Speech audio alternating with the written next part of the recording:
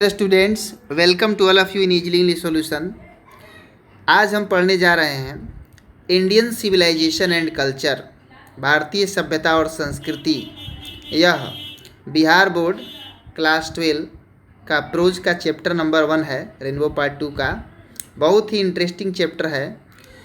यह बापू जी के द्वारा लिखी हुई है और इसमें मुख्य रूप से वो भारतीय संस्कृति और पाश्चात्य संस्कृति में अंतर बताते हैं। यदि इस चैप्टर में उनके द्वारा दी गई शिक्षाओं को हम अपना लें तो हमारा तो भला होगा ही, पूरे भारतीय अपनाएं तो पूरे भारत देश का भला हो सकता है।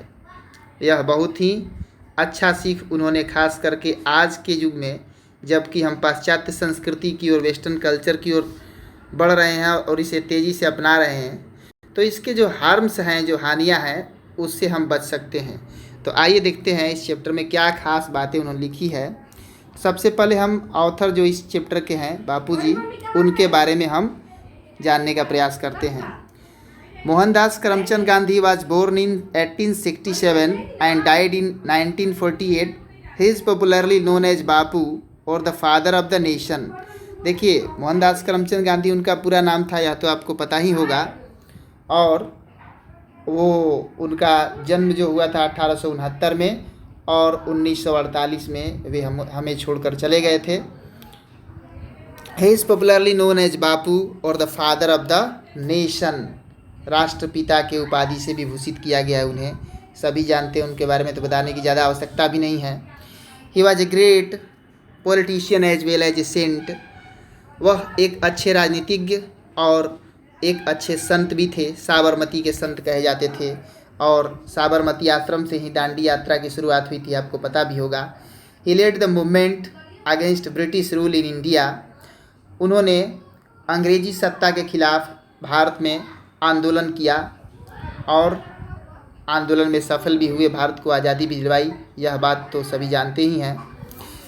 ही used truth and non violence as the chief weapons to fight against the English.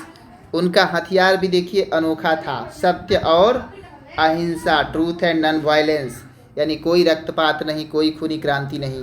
और इसी के माध्यम से अंग्रेजों के खिलाफ लड़े और भारत को आज़ादी उन्होंने दिलवाई। India got independence under his leadership. उनके नेतृत्व में भारत ने आज़ादी पाई। He fully dominated Indian politics till his death. जब तक वो जीवित रहे तब तक, यानी भारतीय राजनीति को पूर्ण रूप से उन्होंने प्रभावित किया और उसमें एक उच्च स्थान उनको मिलता रहा। हालांकि उन्होंने कोई भी राजनीतिक पद ग्रहण नहीं किया, आपको पता ही है, न तो प्रेसिडेंट बने न प्रधानमंत्री बने, उन्हें किसी पद का लोभ नहीं था, लेकिन उनका बहुत ही ऊंचा दर्जा था। He has written many books. The following extract Indian civilization and culture shows the basic differences between Indian civilization and western civilization. उन्होंने बहुत सारी किताबें लिखी हैं, बहुत शिक्षाप्रद किताबें, अच्छी किताबें, लेकिन यहाँ पर जो एक्सट्रैक्ट दिया गया, उदाहरण दिया गया है भारतीय सभ्यता और संस्कृति, यह मुख्य रूप से जो इंडियन सिविलाइजेशन है, भारतीय सभ्यता है, और जो वेस्टर्न सिविलाइजेशन है, पाश्चात्य संस्कृति है, दोनों के बीच में एक डिफरेंस, एक जो बेसिक डिफरेंस है, अंतर है, उसी को ध्यान में रखकर, उसी को दिखलाते हुए उन्होंने लिखा है। In the present extract, Gandhi ji talks about the successful journey of Indian civilization.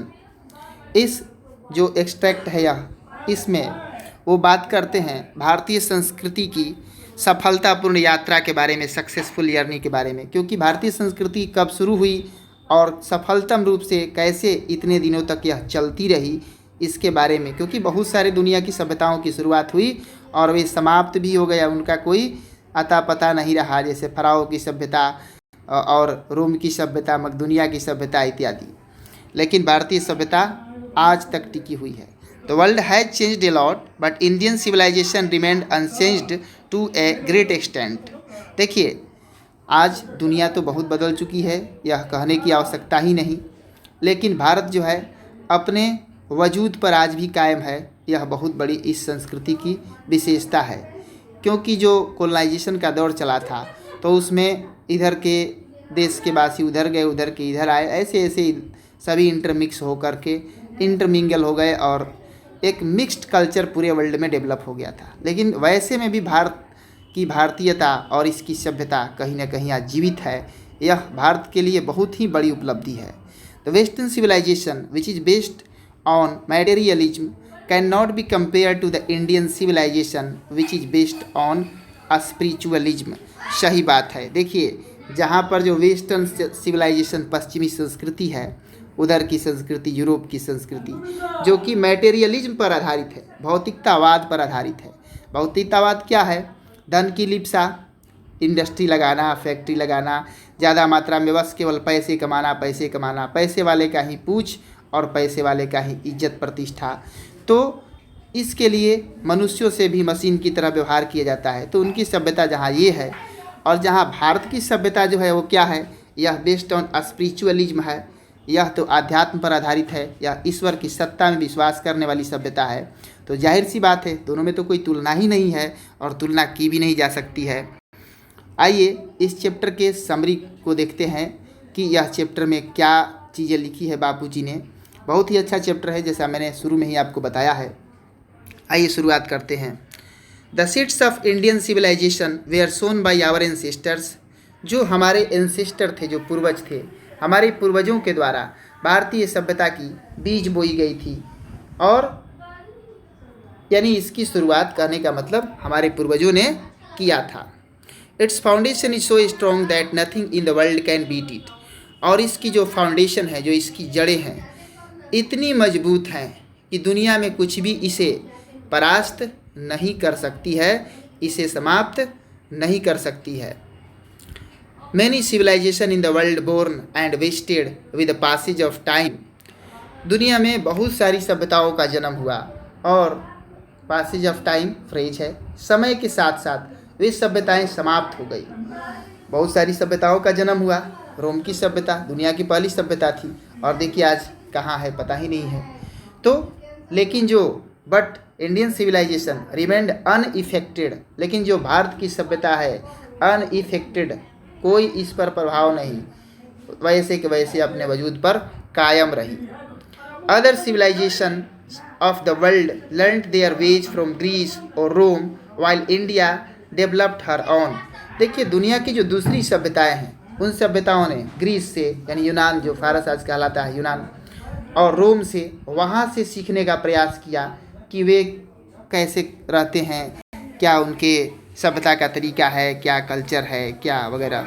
तो लेकिन भारत जो है, भारत ने किसी से नहीं सीखा, भारत ने किसी से नहीं सीखा। यह सभ्यता खुद ही विकसित हुई, बल्कि यह दूसरों को सिखलाया इसने। We are often charged with being uncivilised, ignorant and low witted, but such charges are best opinions against our merits. देखिए, हम लोगों को हमेशा से क्या होता है, हम लोगों पर आरोप लगता है कि हम लोग अनसिविलाइज्ड हैं, हम लोग असभ्य हैं, हम लोग उपेक्षित हैं, हम लोगों को के पास बुद्धि नहीं है, बहुत कम बुद्धि है। अंग्रेज जब यहाँ थे तो कहते थे कि हमें शासन सत्ता का ज्ञान नहीं है, हमें रहने का तरीका नहीं, हम बंजारा हैं। लेकिन ये सारे के सारे जो आरोप हमारे ऊपर लगते हैं अगेंस्ट आवर मेरिट्स, हमारे जो गुण हैं उसके खिलाफ लगते हैं। हमें सारी अवगुण ही थोड़े हैं, हमें तो अनेकों गुण थे और आज भी हैं। तो यही बात बाबूजी इसमें कहते हैं। However India does not care for others advices regarding her civilization. जाहिर सी बात है, और भारत ने किसी के सुझावों का पालन नहीं किया, बस अपने सभ्यता के संदर्भ में। भारत की जो सभ्यता है वह बनी रही, अपने वजूद पर कायम रही, दूसरे का सुझाव का पालन नहीं किया और अपने मूल रूप में बनी रही। और यही भारतीय सभ्यता के लिए अच्छी भी रही और रहेगी भी। अब सभ्यता क्या है इसके बारे में जानते हैं। बापूजी बतला रहे हैं कि सभ्यता क्या है। वैसे तो जनरल में आप जानते हैं, हिस्ट्रीज में पढ़े होंगे कि सभ्यता क्या है। जब से मनुष्य ने एक स्थिर रूप से रहना सीख लिया, सेटल्ड लाइफ जीने लगा, यानी जीवन के जीने का, रहने का जो तरीका अपना लिया, गांव बस्तियां बसाकर, तो तब से हम कहते हैं कि ये सभ्यता है, ये रहन सहन का तरीका है। कपड़े पहनना जान गया, खेती करना जान गया, पशुपालन वगैरह। लेकिन आइए बापूजी देखिए क्या कहते हैं, सच्चे अर्थों में सभ्यता क्या है। Civilization is a mode of conduct. सभ्यता क्या है? तो यह एक व्यवहार करने का तरीका है। It's a mode of conduct. It points out man the path of duty and lesson of morality. यह लोगों को इशारा करता है, उधर इंडिकेट करता है। तो क्या इंडिकेट करता है, क्या सिखलाता है? पथ ऑफ ड्यूटी, यानी कि कर्तव्य की को का राह दिखलाता है कि मनुष्य को क्या करना चाहिए। और यह मोरलिटी का लेसन देता है, यह नैतिकता का पाठ पढ़ाता है। कर्तव्य क्या है, हमें क्या करना चाहिए, मोरलिटी क्या है, हमारा व्यवहार कैसा होना चाहिए, हमारे आचरण कैसा होना चाहिए। ये तो यदि यही चीज़ जो है हमें सभ्यता सिखलाता है। To observe morality is to attain mastery over our minds and our passions. देखिए यहाँ पर नैतिकता सीखने का तात्पर्य क्या है? मास्टरी होना चाहिए।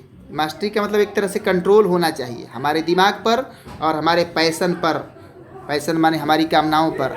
जाहिर सी बात है, हमारा कभी भी पैशन तो लिमिटेड हो नहीं सकता है। हम मन में कभी ये चाहेंगे, कभी वो चाहेंगे। मनुष्य की इच्छाएं तृप्त नहीं होती हैं, आपको पता ही है।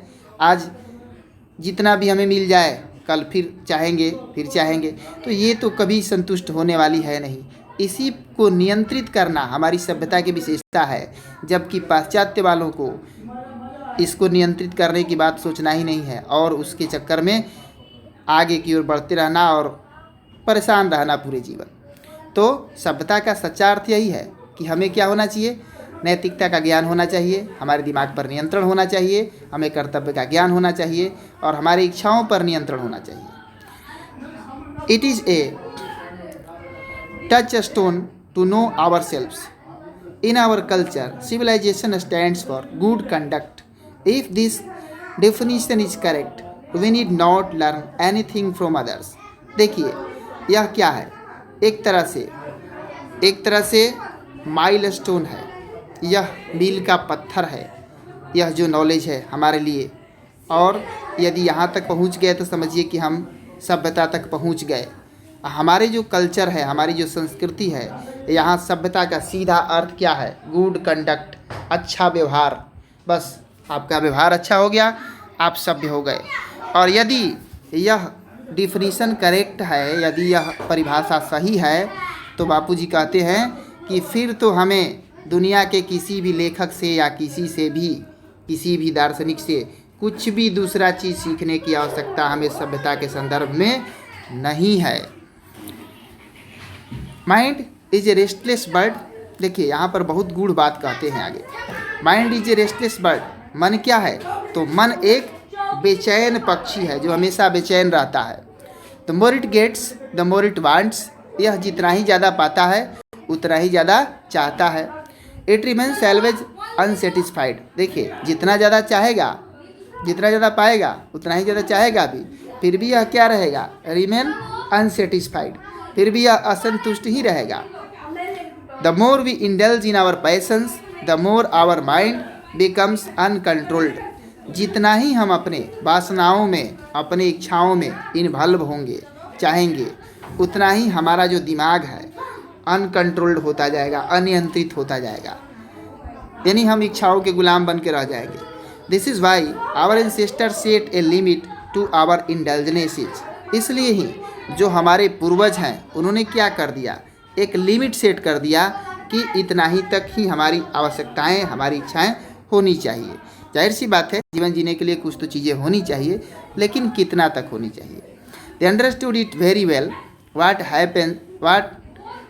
That happiness is largely A mental condition. देखिए वे अच्छी तरह से समझते थे कि हैप्पीनेस क्या है, खुशहाली क्या है, खुशी क्या है। यह एक मेंटल कंडीशन है, मानसिक अवस्था है। यह बाहरी वस्तु में मिलने वाली नहीं है। मन की एक अवस्था है, कुछ नहीं है तो भी खुश रह सकते हैं, नहीं तो बहुत मिलेगा तो भी खुश नहीं रहेंगे। यह हमारे पूर्वजों ने समझते थे, इसलिए ही उन्होंने लिमिट सेट किया और इच्छाओं को कंट्रोल करने की बात की। Our mental condition is closely responsible for happiness. हमारी जो मानसिक स्थिति है वह अच्छी तरह से जुड़ी हुई है हमारी खुशहाली से, क्योंकि हमारी मानसिक कंडीशन अच्छा रहेगा तभी हम खुश रह पाएंगे। इसमें किसी भी मैटेरियली भौतिक पदार्थों की आवश्यकता की ज़रूरत नहीं है। एंड सोरो, wealth and poverty can not be the subject of happiness and सोरो। जाहिर सी बात है, कहते हैं कि हमारी जो मानसिक स्थिति है वही जिम्मेदार है हमारी खुशहाली के लिए या हमारा दुखी होने के लिए। धन या गरीबी, बहुत धनी हो जाएं या बहुत गरीब हो जाएं, यह कोई खुश और दुखी होने का कारण नहीं है कभी भी। धनी लोग भी परेशान हैं या गरीब लोग भी खूब खुश हैं। So our ancestors talked against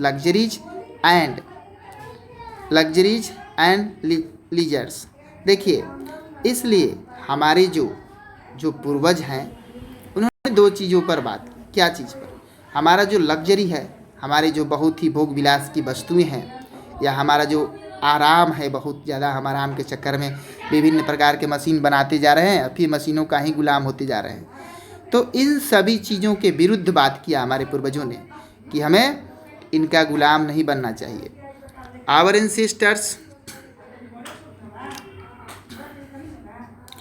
ancestors believed more in our physical capability than in machine.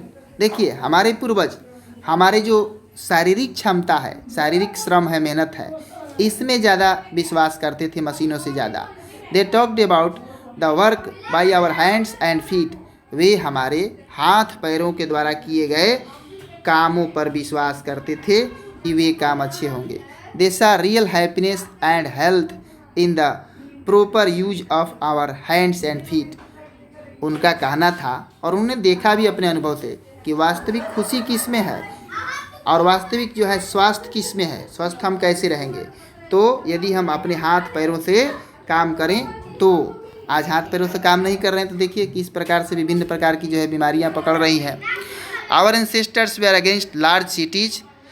They thought that the poor would be unhappy in the cities because there they would be robbed by the rich. हमारे जो पूर्वज थे वे बड़े शहरों के विरोधी थे, बड़े शहरों के विरोधी थे।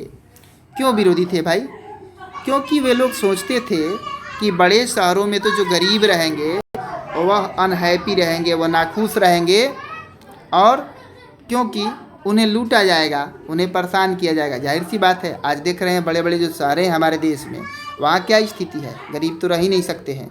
सारी चीज़ों को इतना महंगा कर दिया है और जो व्यापारी हैं लूट रहे हैं गरीबों को, या विभिन्न प्रकार से उनको ठगा जा रहा है, छीना जा रहा है, परेशान किया जा रहा है। गरीब मजदूर जाते हैं, उनसे काम कराया जाता है, उनका फ़ायदा जो है सभी लेते हैं अमीर लोग। तो इस प्रकार की ये एक डेवलप हो गया है। तो इसलिए हमारे जो पूर्वज थे शहरों के विरोधी थे। According to them cities would be the proper places for thieves, robbers and prostitution. सही बात है। देखिए, हमारे जो पूर्वज थे वह कहते थे कि जो शहर होंगे वह चोरों के लिए, वह डाकुओं के लिए, और वह प्रस्टिट्यूशन, देह धंधा का स्थान बन जाएंगे, यानी वेश्यावृत्ति का स्थान बन जाएंगे। आज यह सच्चाई दिख भी रही है बड़े बड़े शहरों में कि ये चोर डकैत और वेश्याएँ ही उन्हीं का अड्डा बना हुआ है बड़ा शहर। क्योंकि लोगों का भीड़ बढ़ेगा, कोई उतना ध्यान देने वाला रहेगा नहीं, कंट्रोल हो नहीं पाएगा। They were therefore satisfied with a small villages for our ancestors. The shepherds of kings were inferior to the shepherd of ethics. देखिए, इसलिए ही जो हमारे पूर्वज थे वो संतुष्ट थे किस में? तो एक छोटे गांव में ही। और हमारे पूर्वजों के लिए जो शेपर्ड ऑफ किंग है, यानी राजा की जो तलवार है, कहने का मतलब राजा की जो महिमा है, जो शक्ति है, वह नीचे ही थी फकीरों के शक्ति के सामने। जो फकीर थे, संत साधु महात्मा थे, राजा भी उनसे अपने आप को नीचे ही समझते थे और उनको इतना आदर करते थे, क्योंकि नैतिकता का ही, व्यवहार का ही आदर था, शक्ति का आदर नहीं था। The sovereignty of kings were inferior to the sovereignty of rishis and fakirs. देखिए, जो सोवर्निटी थी यानी जो संप्रभुता थी, यानी संप्रभुता, हिस्ट्री में इस टर्म के बारे में पढ़ेंगे तो डिसीजन लेने का जो क्षमता है, राइट टू टेक डिसीजन, यानी उसकी एक गरिमा है। राजाओं की संप्रभुता क्या थी? तो कहीं ना कहीं जो ऋषि थे, जो फकीर थे, उनकी संप्रभुता के नीचे ही थी। Those days all professionals were within bounds. उन दिनों जितने भी प्रोफेशनल थे, पेशा करने वाले थे, वकील हों, डॉक्टर हों या अन्य हों, तो ये सभी एक बंधनों से बंधे हुए थे। They were people's servants not their masters. ये कौन थे? तो ये लोगों के नौकर थे, यानी सेवक कहिए, उनके मालिक नहीं थे। आज क्या हैं? ये लोगों के मालिक हैं। डॉक्टर का जो फ़ी का कोई कंट्रोल ही नहीं है। कोई एक रोग हो जाए आपके घर में तो आप लूट जाएंगे, यानी ये क्या है? ये मालिक है। इतना पैसा दोगे तो इलाज करेंगे, नहीं तो भागो यहाँ से, नहीं करेंगे। तो पहले इन पर लगाम था, ये लूट नहीं सकते थे, सेवा भाव से पैसा करते थे, पैसा कमाने के चक्कर में नहीं। तो यही बात यहाँ पर कहा जा रहा है कि they were servants not the masters. The common people were independent and enjoyed their agricultural occupation and true home life.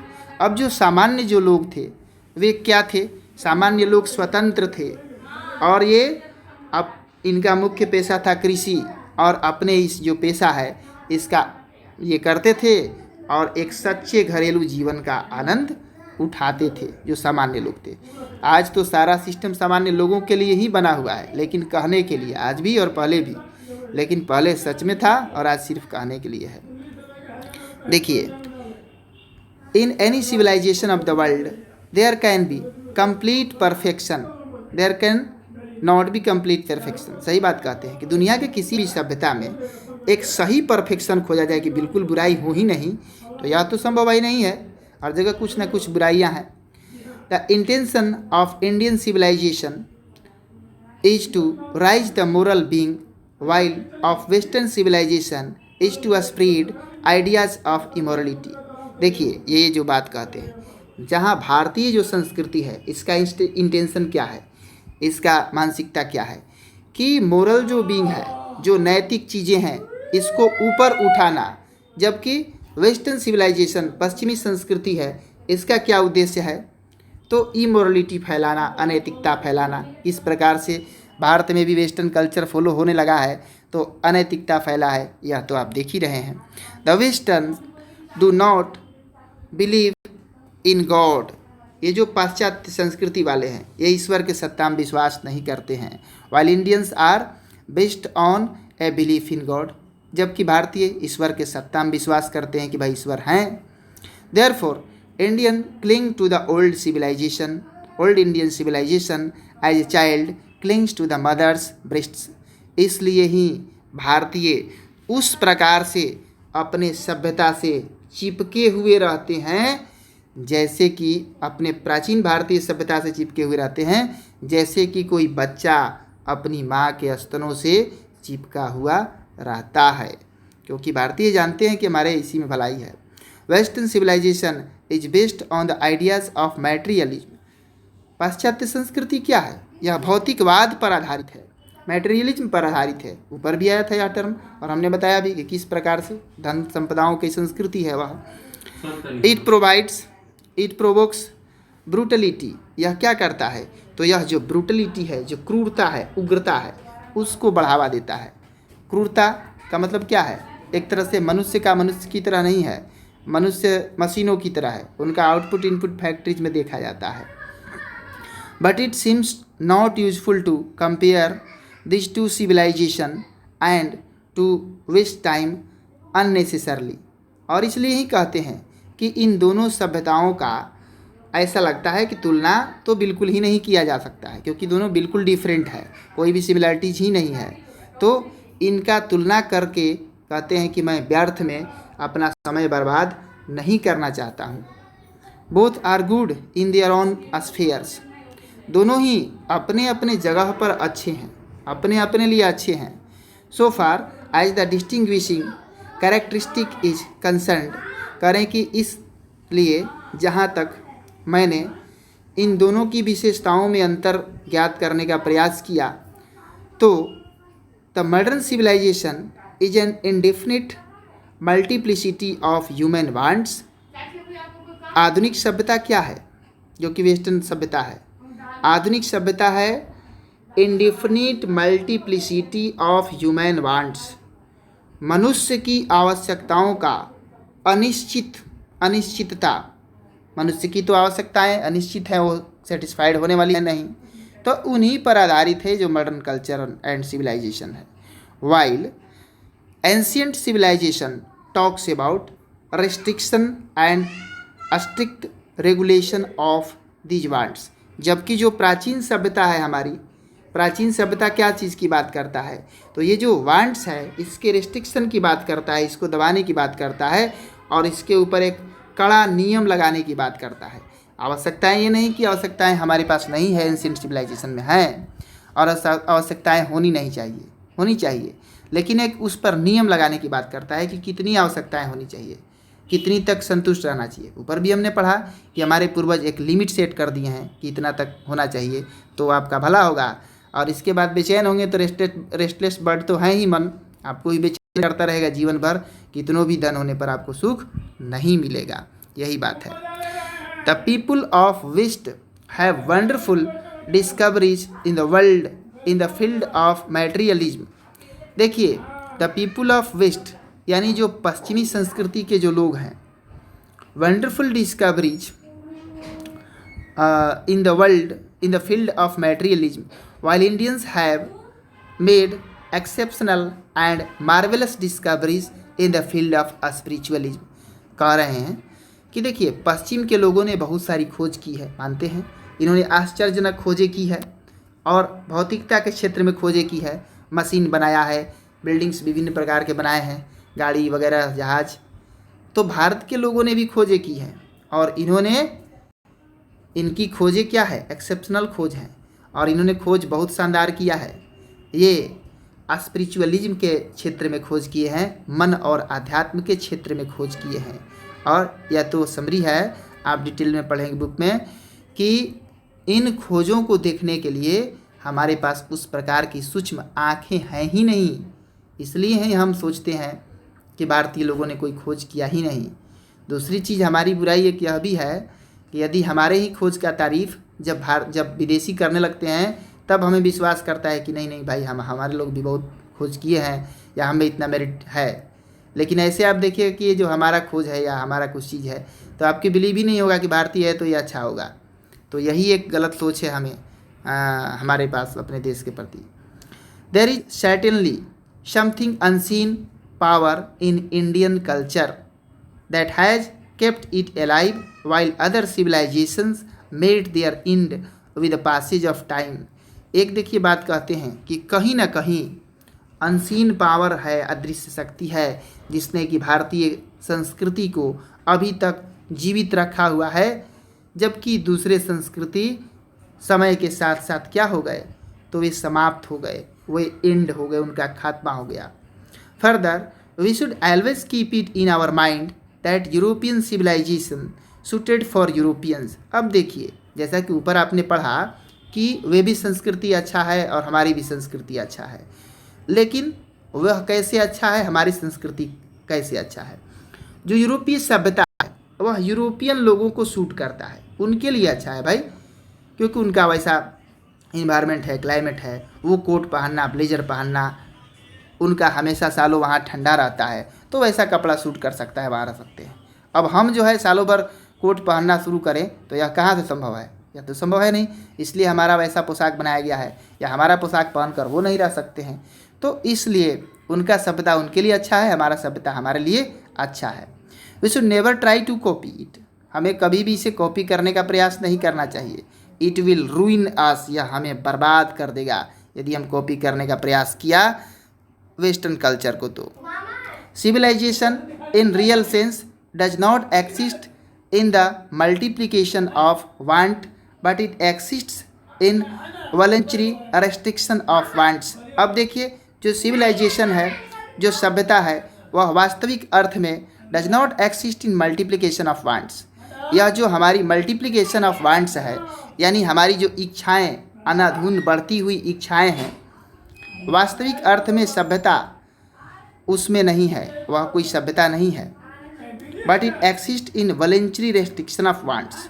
हमारी सभ्यता बल्कि यह जो वांट्स है उस पर रेस्ट्रिक्शन जो हम लगाते हैं, उस पर जो प्रतिबंध लगाते हैं, उसमें हमारी सभ्यता है। यानी हमारी सभ्यता वांट्स को रेस्ट्रिक्ट करने की बात करता है, उनको दिन प्रतिदिन बढ़ाने की बात नहीं करता है। अब देखिए, moral restrictions promotes contentment, happiness and capacity for service.